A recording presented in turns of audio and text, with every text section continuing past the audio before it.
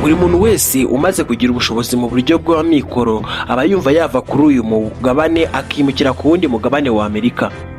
Aba yumva yava aho atuye hanyuma akajya ahandi hitaruye. Murabizi neza ko umukire mwari muturanye yavuye aho ngaho maze yimukira kure nyuma y'uko akize. Abenshi batekereza ko ubushobozi buri muntu wese agira ari bwo bumubesha ahantu runaka.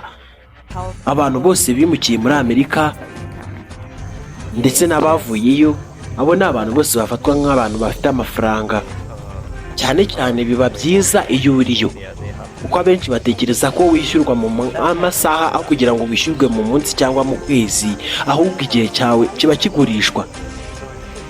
Niyo mpamvu ibi byose ntabwo wabasha kubyumva. Amerika imaze igihe kinini yiyubaka cyane, dore ko nyuma y'uko ivumbuwe n'umushakashatsi Christophe Colombo, nanone mu gihe yari yagiye kuri uyu mugabane ngo agire ibyo yashakaho maze agatoraguraho inanasi ndetse kandi akayituza mu bice byinshi bitandukanye by'isi bakabasha guhinga inanasi, ntabwo ari ibi ngibi byari byamujyanyeyo.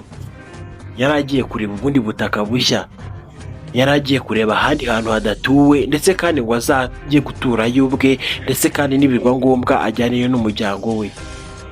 Yatekerezaga ko ibi ngibi ari ibintu bidasanzwe. Nyamara Christophe Colombo nawe ubwe mu kwimuka yageze muri Amerika asanga y'abandi basangwa butaka nanone ubwabo batari bazi iby'iterambere, maze arabimura ndetse kandi abenshi ntabwo bamenyewe irengero. Christophe Colombo ntabwo ari we wavumbuye Amerika mu by'ukuri, ahubwo Amerika yari isanzwe ituwe, nubwo ari we wayigezeho bwa mbere mu bantu bari bazi ubwenge kandi bazi iby'ikoranabuhanga. Christophe Colombo ntabwo ari we tugiye kugarukaho. Tugiye kuvuga kuri Amerika kandi tuvuge ishyamba rinini riri muri Amerika ryitwa Amazone, ishyamba rifatwa nk'ibihaha by'isi. Ni ishyamba kandi ririmo inyamaswa zitari nke, kandi aho usanga inyamaswa zituyemo ari inyamaswa utapfa kubona ahantu hose ku isi. Ni inyamaswa zikuze cyane, uzindi ni utunyamaswa duto dutandukanye, aho ubasha kureba ibyiza by'iri shyamba ndetse kandi ugasanga harimo umuyaga mwiza ariwo witwa oxygene uwo duhumeka. Ugasanga harimo inyamaswa nziza zibereye amaso, hakabamo umugezi mwiza ariwo witwa Amazone, ndetse kandi ibi biremwa byose birimo biratungurana kandi biratangaje.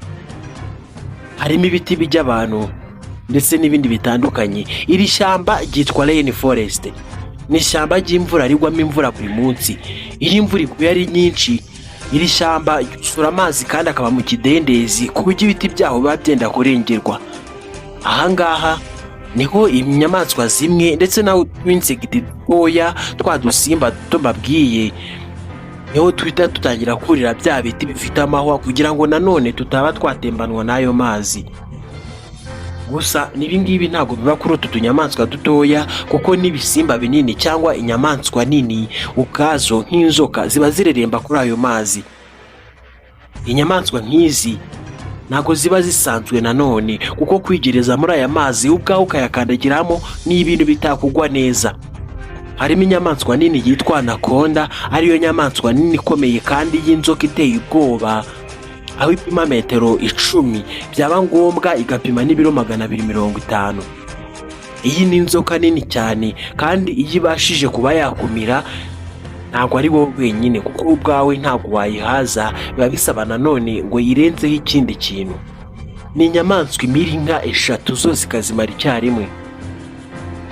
Iyi nyamaswa iyo ikurumye ntabwo ibintu byose bikugendekera neza.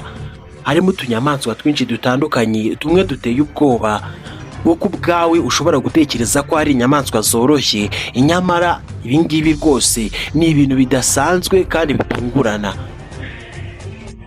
Harimo inyamaswa nyinshi zifite ubumara bukabije. Harimo amasazi yatetse, harimo imiserebanya idasanzwe, harimo kandi ibitagaburirwa by'abantu, harimo ibiti by'abantu kandi bitunzwe no kurya inyama. Harimo amafi arumana kandi yihisha cyane kuri uyu mugezi wa Amazone. Harimo mu by'ukuri inyamaswa nyinshi zitandukanye kandi zishobora kwica.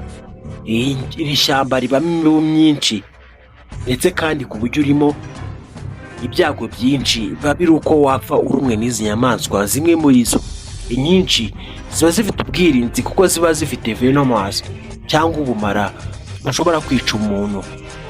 Izi nyamaswa kubaho gutya bisa naho iri shyamba zifatiye runini. Ikibazo ni uko mu gihe gishize twumvishe inkuru y'incamugongo kandi ivuga ko ishyamba rya Amazon ririmo gushya kandi ryafashwe n'inkongi y'umuriro.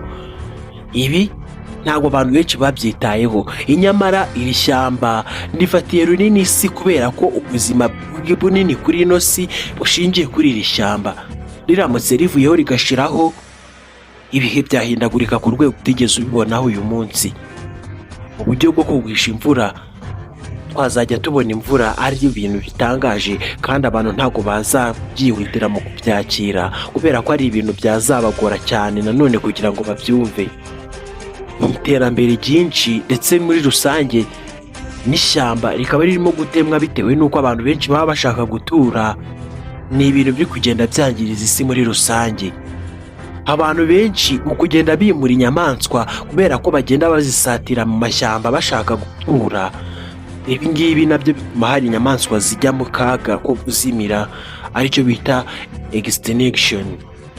Ibi ngibi ni ibintu bitungurana kandi mu by'ukuri nta kintu na kimwe leta irakora kugira ngo ibwire abaturage mu kuba bakubaka ahantu hanyaho cyangwa ahantu hagenwe kubakwa badasenyeye izi nyamaswa.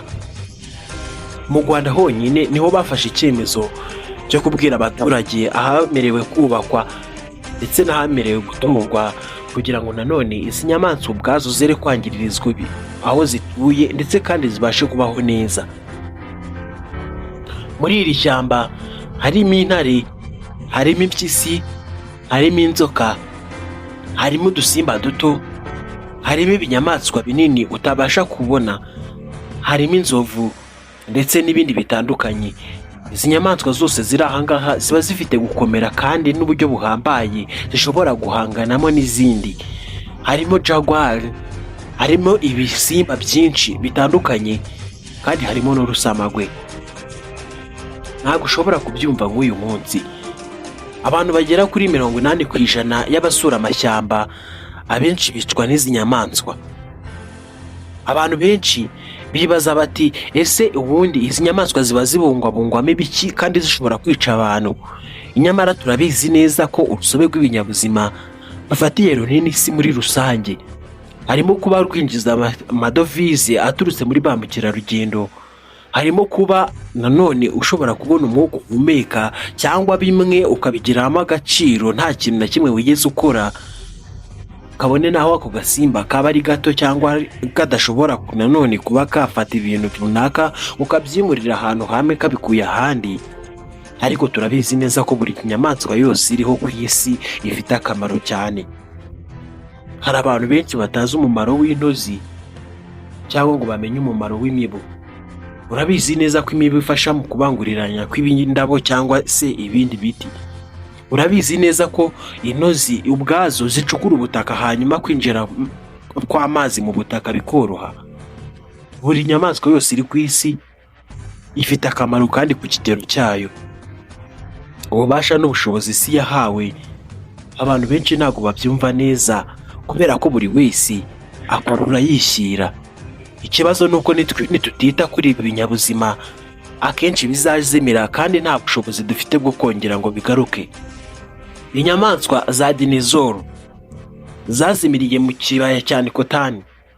Ahangaha izi nyamaswa iyo ziba zikiriho uyu munsi ubukerarugendo buba bwarikubye ku nshuro zingana na 65%, ndetse kandi iyo 65% yose kongerwaho n'izi nyamaswa. Bivuze ko gusugwa kw'ibyanya biherereyemo izi nyamaswa byari kwikuba 160%. Gusa nuko abantu bose batabasha kubyumva. Ibi ngibi bishobora kumvwa n'abantu bigeze kuba mu cyanya cyabagamo inyamaswa uyu munsi akaba ari nta nyamaswa n'imwe irimo. Nubwo ziteza ibibazo zikajya abantu, izindi zikica abantu mu buryo butunguranye, izindi ukaba utazizera. Ariko ibi ngibi birasa naho biri kujyana isi mu kaga. Mu isi habamo inyamaswa nyinshi. Ugutura kwazo ndetse no kubana n'abantu birasa naho ari ibintu bizigoye kandi bigoye n'abantu muri rusange. Ubuzima bwa buri muntu wese atekereza ko kuba ahantu hatari inyamaswa ari byo bintu byaba bimushimishije kandi byiza. Inyamara turabizi neza ko inyamaswa ziramutse zitariho, natwe ubwacu birasa naho twaba turi mu kaga. Ukuzimira kw'abantu byazihuta vuba. Urabizi neza nk'uyu munsi iyaba intare zitariho ngo zice ibyo binyabuzima bitoya bihari ubwabyo byakura nabyo bikazajya abantu, cyangwa ubucucike bwabyo bukaziyongera ku kigero kitigeze kibaho. Iri shyamba ryitwa Amazoni, ikibazo ni uko nanone ridashoboye gusigasirwa ku rwego ruri hejuru, cyangwa ngo iyi leta ya Amerika ibashe kurisigasira ku buryo ritabasha kwangirika. Ubuvugizi mu isi ndetse n'ahandi hantu henshi hatandukanye, abayobozi b'isi bose baterana bashaka kwita kuri iri shyamba rya Amazoni kugira ngo nanone ritaza kuzimira. Ikibazo ni uko abantu bose batabyumva neza. None iri shyamba niramuka rishizeho, ba mukerarugendo wenda bazakomeza gusura ibyanya bimwe na bimwe bigiye bitandukanye kubera ko aba badasura iri shyamba ryonyine. Ariko se niramuka rishizeho bizagenda bite? Wenda kubura umwuka cyangwa se kubura ikindi kintu cyagufasha guhumeka n'uburyo bwinshi bushobora gutuma imvura ibura cyangwa ibihe bigahinduka. Ni iki kindi kizaba kuri iyi si mu gihe ishyamba rya Amazoni rizaba rishizeho? Ubitekerezaho iki? Icyanya cy'ibinyabuzima nikiramuka gishizeho, ibinyabuzima bizimukira he? Ibyumvikana nuko bizaza guturana n'abantu. Ikibazo nuko abantu batiteguye kubana n'ibi binyabuzima ubuzima bwabo bwose. Nyamara niba usanga babisenyera ubwabo bashaka kubisanga iyo byituriye kandi bituje. Ikiremwa muntu kirimbura bimwe ariko nacyo ubwacyo kirimbura mu buryo kitazi. Iri shyamba rifatiye runini isi ku buryo buri muntu wese kurisigasira abifitemo inyungu, kandi ku buryo budasanzwe ashobora kuba akumira kandi akagwanya icyo ari cyo cyose gishobora gutuma iri shyamba rivaho ngo rishireho. Bitekerezwa ko iri shyamba nubwo ari kimeza, buri muntu wese yagakwiye gufata igiti akagenda agatera muri iri shyamba bibaye ngombwa. Ikibazo ni uko n'ibihari abantu babyangiriza nta kintu na kimwe bitayeho. Njye mwari kumwe, nitwa Thomas. Ukomeze kugira ibihe byiza. Bye.